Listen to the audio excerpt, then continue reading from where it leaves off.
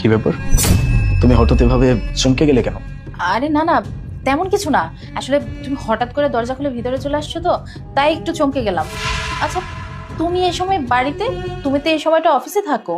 না, ওই আজকে একটু তাড়াতাড়ি কাজকর্ম শেষ হয়ে গেছে, তাড়াতাড়ি ফ্রি হয়ে গেছে, তাই চলে আসলাম। ও আচ্ছা। কি ব্যাপার, তুমি এসব কি পড়ছো?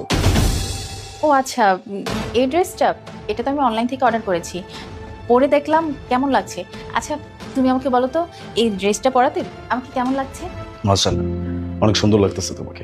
আচ্ছা বাই দ্য ওয়ে, আজকে আমরা ডিনার করতে বেরোবো, তুমি তাড়াতাড়ি রেডি হয়ে নাও, আমরা বেরোবো। না না, আমি আজকে বাইরে যেতে পারবো না। কেন? আরে দেখো না, বাসায় কত কাজ পড়ে আছে, তারপর জামা কাপড় ধুইতে হবে। আমি খুব ক্লান্ত, আমি আজকে যাব না, অন্য কোনো দিন যাব। কি বলতেছো? কাজকর্ম তো তুমি পরেও করতে পারবা, আর তুমি এমনিতেও সবসময় বাসায় থাকো, বোরিং ফিল করো। আজকে একটু সময় পাইছি, দুজন মিলে একটু বাইরে গিয়ে ডিনার করে আসবো, ভালো লাগবে। ঠিক আছে, তুমি রেডি হয়ে নাও, আমি ফ্রেশ হয়ে আসছি। আচ্ছা ঠিক আছে।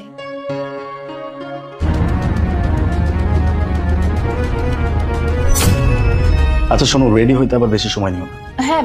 যদি লেট করে যায় তাহলে আবার টেবিল পাবো না রেস্টুরেন্টে।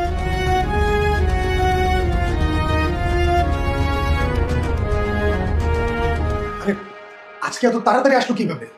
আরে সেটা আমি কি করে বলবো, আর ওকে দেখার পর তো আমার নিঃশ্বাসই চলে যাচ্ছিল। আর হ্যাঁ, আমার তো খুব মজা লাগতেছিল এই দরজার পিছনে অর্ধ উলঙ্গ হয়ে দাঁড়ায় থাকবে। আরে বাবা, শুক্রিয়া আদায় কর।